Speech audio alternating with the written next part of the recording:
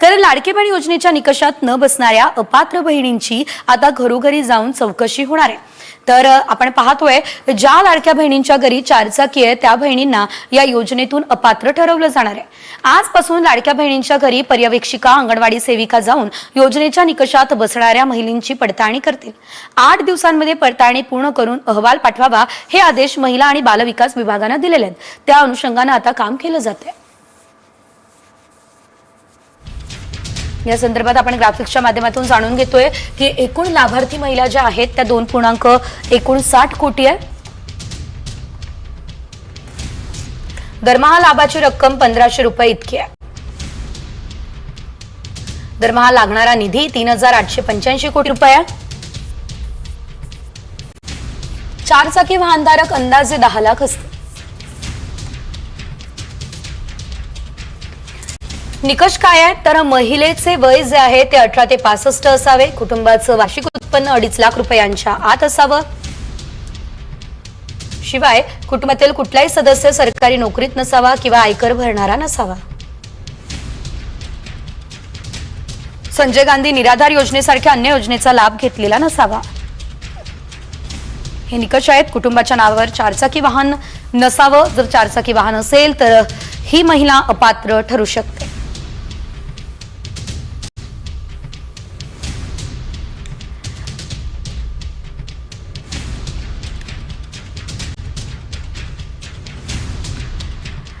तर निकष आपण पाहिले, मात्र लाडकी बहीण योजनेतील लाभार्थ्यांची संख्या महिनाभरात 5 लाखांनी कमी झालेली आहे। ही मोठी माहिती समोर येते कारण डिसेंबरमध्ये 2.46 कोटी लाभार्थ्यांना 1,500चा लाभ मिळत होता, मात्र जानेवारीमध्ये ही संख्या 2.41 कोटींवर आलेली आहे। एकंदरीत जर आपण पाहिलं तर राज्य सरकारने योजनेतील लाभार्थ्यांची यादी तयार करून खर्चात कपात करण्याची योजना सुद्धा आखलेली आहे।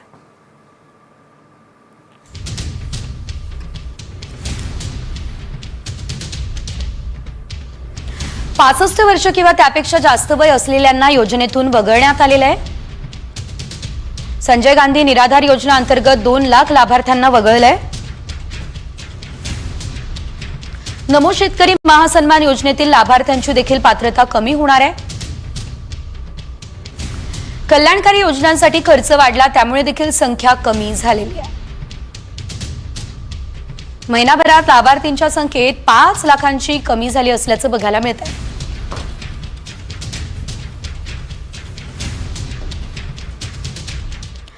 आणि यानंतर एचडीएफसी बँकेच्या लाखो ग्राहकांसाठी एक मोठी बातमी आहे, कारण एचडीएफसी बँकेने आपल्या ग्राहकांसाठी अलर्ट दिलेला आहे। उद्या रात्री 12 ते पहाटे 3 या वेळेत एचडीएफसीचा यूपीआय बंद असणार आहे। त्यामुळे तुम्हाला जर कोणतंही यूपीआय पेमेंट किंवा ऑनलाईन पेमेंट करायचं असेल तर ते तुम्ही त्या आधीच करावं असं देखील यावेळेस एचडीएफसी कडून सांगण्यात आलेलं आहे। उद्या रात्री 12 वाजेपासून पहाटे 3 या वाजेपर्यंत या वेळेपर्यंत एचडीएफसीचं यूपीआय पेमेंट हे आता बंद असेल।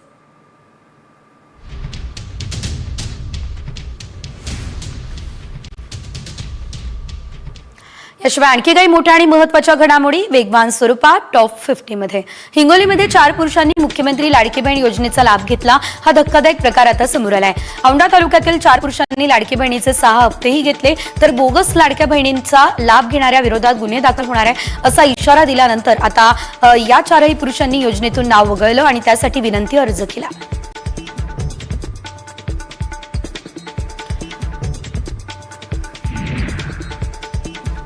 लाडकी बहीण या योजनेमुळे तिजोरीवर ताण येतोय आणि असं असताना सरकारने या योजनेच्या प्रसिद्धीसाठी कोट्यवधींची उधळपट्टी करण्याचा घाट घातलाय। सरकारकडून लाडकीच्या प्रसिद्धीसाठी तब्बल 3 कोटी रुपये खर्च केले जात आहे। सोशल आणि डिजिटल माध्यमातून प्रसिद्धी करण्यासाठी हा खर्च केला जाईल।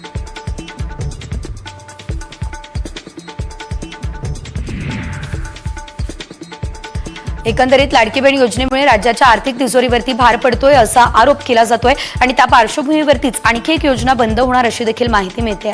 आमदारांसाठी बजेट बॅग खरेदी करण्याचा सरकारी आदेश रद्द करण्यात आलाय। 8 महायुती सरकारने या निर्णयासाठी 82 लाखांचा अंदाजित खर्च ठरवला, मात्र हा निर्णय आता रद्द करण्यात आलेला आहे। वातावरणातील बदलाचा फटका समुद्रातील मासळीच्या विविध प्रजातीला बसतोय। खोल समुद्रातील मासळी गारटली आहे, त्यामुळे ती तळाला जाते आहे। मासळीची 40% अधिकची आवक घटली आहे। परिणामी मासळीच्या भावात वाढ होऊन त्यामुळे मच्छीमार आर्थिक संकटात सापडलाय।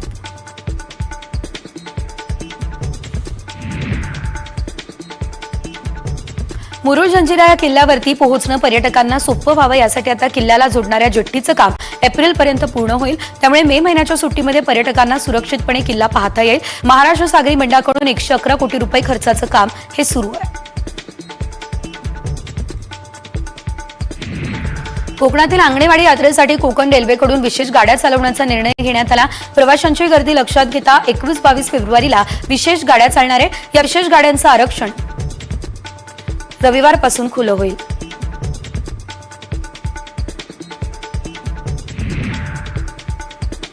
कोयना जलाशयामध्ये बुडीत बंधारे बांधण्याच्या कामास 170 कोटी रुपयांची मान्यता मिळाली।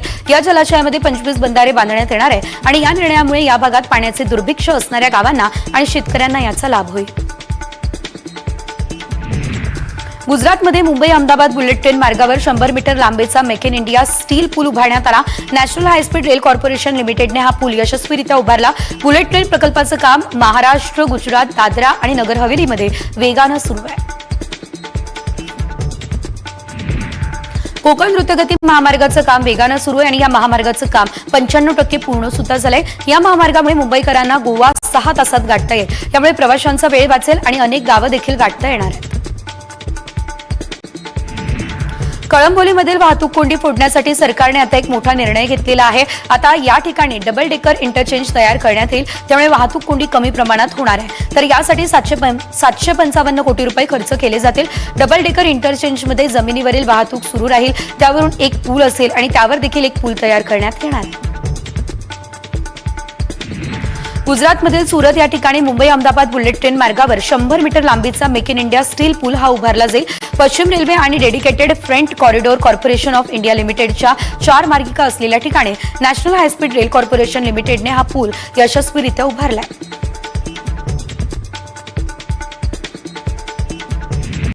ऑनलाईन मंचावर हंगामी तत्वावर कार्यरत सुमारे 1 कोटी गीग कामगारांसाठी निवृत्ती वेतन योजनेच्या प्रस्तावावर लवकरच केंद्रीय मंत्रिमंडळाची कामगार मंत्रालयाकडून मंजुरी घेतली जाणं अपेक्षित आहे। या योजनेअंतर्गत प्रत्येक व्यवहारातून मिळणाऱ्या उत्पन्नातून गीग कामगारांसाठी सामाजिक सुरक्षा योगदान दिलं जाईल। पंतप्रधान आवास योजनेअंतर्गत पुणे जिल्ह्यामध्ये 32,000 घरकुलांना मंजुरी सुद्धा देण्यात आली। राज्य शासनाने यावर्षी पंतप्रधान आवास योजनेसाठी पुणे जिल्ह्याला 38,827 घरकुलं बांधण्याचं उद्दिष्ट दिलं। जिल्ह्यातील प्रत्येक गरजू नागरिकांना पक्कं घर मिळावं यासाठी घरकुलंही मंजूर केली जात आहेत। राज्यभरात उन्हाच्या झळा वाढलाय। गुरुवारी चंद्रपूर जिल्ह्यातील ब्रह्मपुरी या ठिकाणी सर्वात जास्त 37.2 अंश सेल्सिअस इतकी नोंद झालेली आहे। राज्यातील कमाल तापमान सरासरी 33 ते 35 अंश इतकं गेलेलं आहे। तर फेब्रुवारीच्या पहिल्या आठवड्यापासून राज्यात उन्हाच्या झळा वाढत आहेत। नाशिक पोलिसांनी एक मोठी कारवाई केली आहे। पोलिसांनी 8 बांगलादेशी नागरिकांना ताब्यात घेतलं। अवैधरित्या भारतात घुसखोरी केलेल्या 8 बांगलादेशी नागरिकांना ताब्यात घेण्यात आलं। या 8 बांगलादेशी तरुणांना नाशिक शहरातील विविध भागातून ताब्यात घेण्यात आलं। मध्यवर्ती गुन्हे शाखेची ही कारवाई आहे। मालवणमधील राजकोट किल्ल्यावरती शिवाजी महाराजांच्या पुतळ्यासंदर्भात बैठक घेण्यात आली। मूर्तिकार कंत्राटदारांसोबतच अधिकाऱ्यांची देखील 10 फेब्रुवारीला बैठक होणार आहे।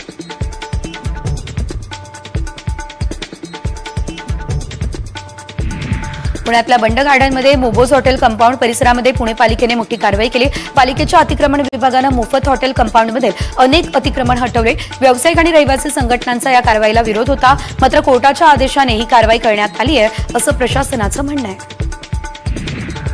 मुंबई पोलीस बेटी बचाव बेटी पढाव या अंतर्गत मुलुंड पोलिसांच्या वतीने बाईक रॅली काढण्यात आली आणि यावेळेस महिला आणि पुरुष पोलीस अधिकारी या रॅलीमध्ये सहभागी झाले। या दरम्यान पोलिसांनी बेटी बचाव बेटी पढाव हा नारा दिला।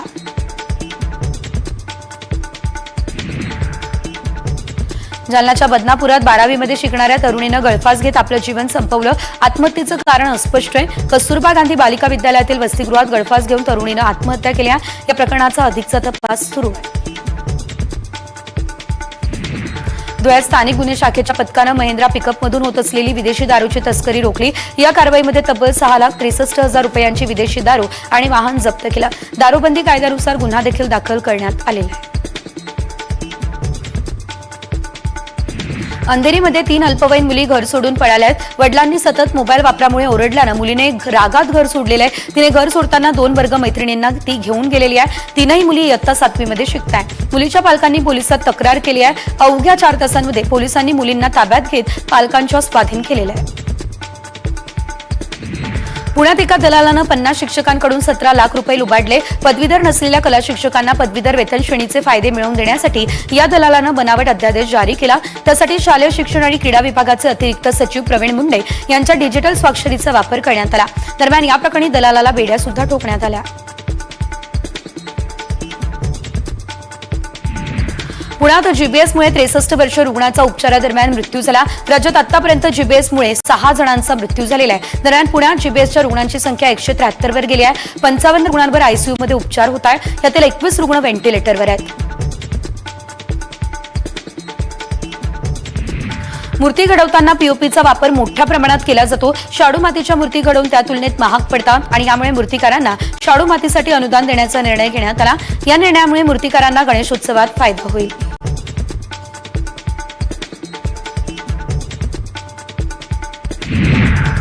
चाकणमध्ये औद्योगिक क्षेत्रामध्ये निबे उद्योग समूहाच्या वर्धापन दिनाच्या कार्यक्रमामध्ये मुख्यमंत्री आणि उपमुख्यमंत्र्यांनी हजेरी लावली। दरम्यान निबे समूहाच्या कार्यक्रमामध्ये मुख्यमंत्री देवेंद्र फडणवीस आणि उपमुख्यमंत्री अजित पवार यांनी सायकल चालवण्याचा आनंद लुटला।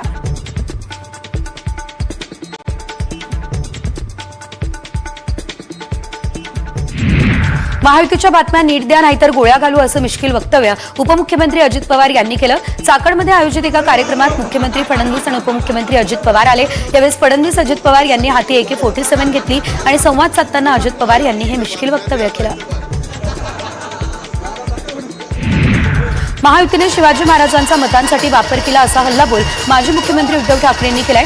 महायुतीला शिवाजी महाराज ईव्हीएम वाटतात अशी टीका ठाकरेंनी केली आहे। CSMTवर शिवरायांचा पुतळा कधी बसवणार हा सवाल ठाकरेंनी यावेळेस सरकारला केला।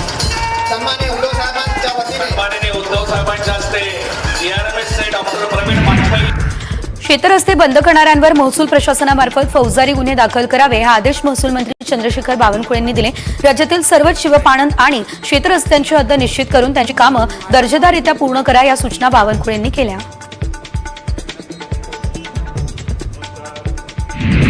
उपमुख्यमंत्री अजित पवार आणि भाजपचे आमदार महेश लांडगे यांच्यामध्ये क्रेडिट वॉर सुरू झालाय। पिंपरी चिंचवडचा खरा विकास 2014 नंतर देवेंद्र फडणवीस मुख्यमंत्री झाल्यावर झालाय असा दावा लांडगेंनी केलेला आहे। तर महेश लांडगेंना माझं नाव घ्यायला काय वाईट वाटलं अशी या संदर्भात काही माहिती नाही असं म्हणत अजित पवारांनी महेश लांडगेंवर निशाणा सुद्धा साधलाय। अजित पवार नसते तर आमचे 100 आमदार आले नसते असं वक्तव्य मंत्री गुलाबराव पाटील यांनी केलं। महायुतीमध्ये अजित पवारांची एंट्री मागून झाल्याचं गुलाबराव पाटील म्हणाले। वरच्या ऍडजस्टमेंटमुळे दादांची एंट्री झाली असं गुलाबराव यांनी नमूद केलं। लोकसभेनंतर राजन साळवी शिंदे गटात येणार होते। महाविकास आघाडीची सत्ता येईल म्हणून ते थांबले असा दावा शिंदे गटाचे आमदार किरण सामंत यांनी केलाय। मात्र आता साळवी शिंदे गटात आले तर शिंदे निर्णय घेतील आणि तो मान्य देखील असेल असंही सामंतांनी सांगितलं।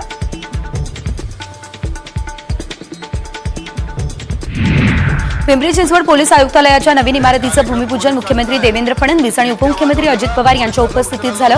या कार्यक्रमावेळी सत्कार होत असताना कार्यकर्त्यांनी शिट्ट्या वाजवल्या। त्यावर अजितदादांचा भडका उडाला। मुख्यमंत्री फडणवीसांसमोर अजितदादांनी कार्यकर्त्यांना दम भरला।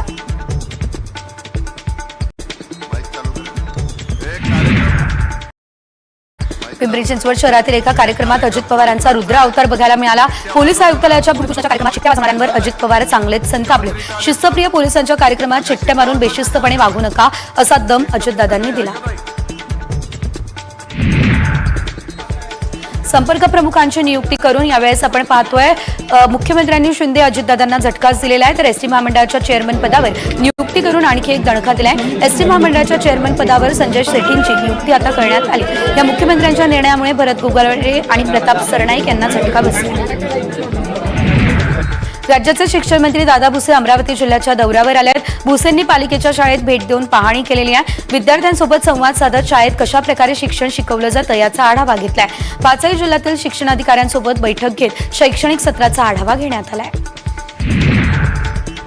राज्यात पुन्हा मोठा राजकीय भूकंप होणार ही चर्चा आहे। ठाकरेंचे 6 खासदार शिंदेंच्या संपर्कात असल्याची माहिती आहे। पक्षांतर बंदी कायद्यानुसार कारवाई टाळण्यासाठी 6 खासदार आवश्यक होते असा ठाकरेंच्या 6 खासदारांचं मन वळवण्यात शिंदेंना यश आलंय का हा प्रश्न उपस्थित करत सांगण्यात येत आहे।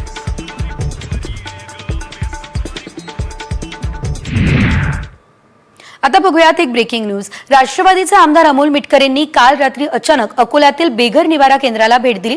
अमोल मिटकरी थेट दुचाकीवरून या निवारा केंद्रामध्ये दाखल झाले, तर आजीला भेटायचं सांगत त्यांनी या केंद्रात प्रवेश केला। त्यामुळे केंद्राच्या संचालकांची चांगलीच धावपळ उडाली। तर यावेळेस आपण जर पाहिलं तर या केंद्रात अनियमितता अनेक आढळलेली आहे। अनेक ज्येष्ठ नागरिकांना मूलभूत सुविधाच मिळत नाहीये असं देखील यावेळेस समोर आलेलं आहे। याशिवाय महिनाकाठी मिळणारं 2000 रुपयांचं मानधन देखील त्यांच्यापर्यंत पोहोचतच नाहीये अशी देखील बाब आता समोर आलेली आहे। तांदूळाचा दर्जा जर तुम्ही बघितला तर अत्यंत निकृष्ट दर्जाचे तांदूळ त्या ठिकाणी आहेत। आमचा प्रश्न असा आहे की सरकार त्याला पैसा लावते आणि जर सरकारच्या पैशातून हे सगळं चालत असेल, एखाद्याला आपण टेंडर देत असू तर जेवणाचा दर्जा काय असावा, त्याचे नॉर्म्स काय, इथं आधार कार्ड घेऊन ऍडमिशन होते का, इथं रजिस्टर उपलब्ध नाहीत, अशा बऱ्याच काही गोष्टी लक्षात आल्या। ही बाब अत्यंत गंभीर आहे की गाडगे महाराजांचा फोटो एकीकडे लावायचा आणि दुसरीकडे जे पीडित आहेत, शोषित आहेत, जे बेघर आहेत, अशा लोकांच्या ताटातलाच घास खायचा, असा काहीसा प्रकार यामध्ये निदर्शनास आला। तर आपण पाहिलं यावेळेस मिटकरींनी नेमकं काय म्हटलं। मात्र पुढची बातमी धनंजय मुंडेंसंदर्भातली आहे, कारण मंत्री धनंजय मुंडेंसाठी त्यांचा मुलगा शिशिव आता मैदानात उतरलेला आहे। माझे वडील हे सर्वोत्तम नसले तरी देखील ते वाईटही नाहीयेत असं शिशिवचं म्हणणं आहे। शिशिव मुंडेची पोस्ट सोशल मीडियावर चांगलीच व्हायरल झाली असल्याचं दिसतंय। शिशिव हा धनंजय आणि करुणा मुंडे यांचा मुलगा आहे, तर आई छळाचा दावा करते मात्र तिनं आमचा छळ केलेला आहे असं शिशिवने या पोस्टमध्ये म्हटलेलं आहे।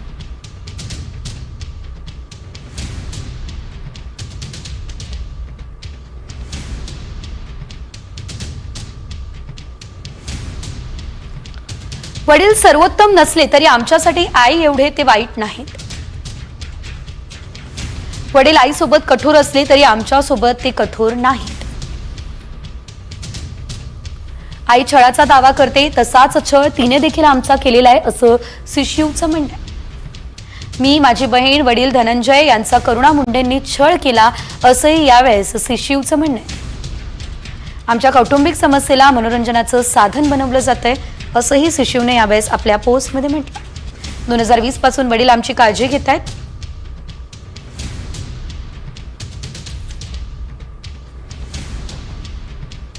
त्यांना कंटिन्यू कॉल येत होते त्यांचे वडीलचे, तो त्या प्रिपरेशन मध्ये झाला आणि त्यांनी अशी पोस्ट केली।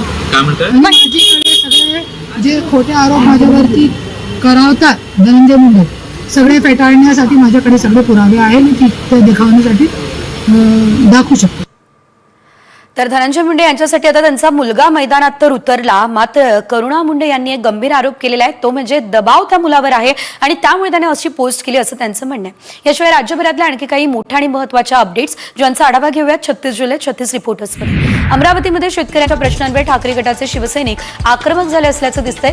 आंदोलनकर्त्यांनी मंत्री दादा भुसे यांच्या ताफ्यावर कापूस, तूर, सोयाबीन फेकले। शेतमालाला भाव देण्याच्या मागणीसाठी शेतकरी आक्रमक झाले।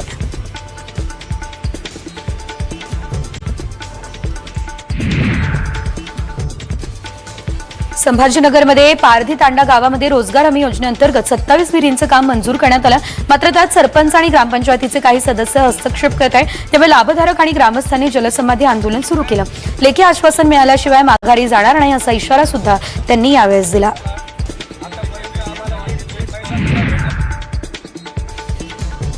हमीदरानुसार सोयाबीन खरेदीसाठी 6 फेब्रुवारी ही अखेरची तारीख होती आणि अखेरच्या दिवशी आपण पाहतोय सोयाबीन विक्रीसाठी शेतकऱ्यांनी मोठी गर्दी केली। या कालावधीत यवतमाळ जिल्ह्यातील शेतकऱ्यांनी 8 लाख क्विंटल सोयाबीनची विक्री हमी केंद्रावर केली आहे।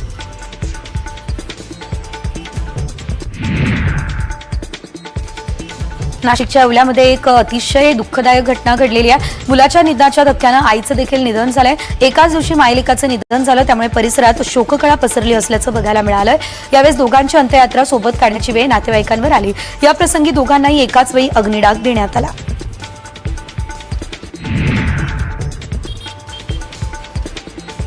सांगली जिल्ह्यातल्या 5 सूतगिरण्यांवरती जिल्हा मध्यवर्ती सहकारी बँकेने थकीत कर्ज वसुलीसाठी पुन्हा कारवाईचा बडगा उगारला। या सूतगिरण्यांची मालमत्ता विक्री करण्यासाठी बँकेने 20 फेब्रुवारीपर्यंत निविदा मागितल्या। 24 रोजी निविदा उघडण्यात येतील। या सूतगिरण्यांकडे तब्बल 134 कोटी 42 लाख रुपयांची मुद्दल आहे।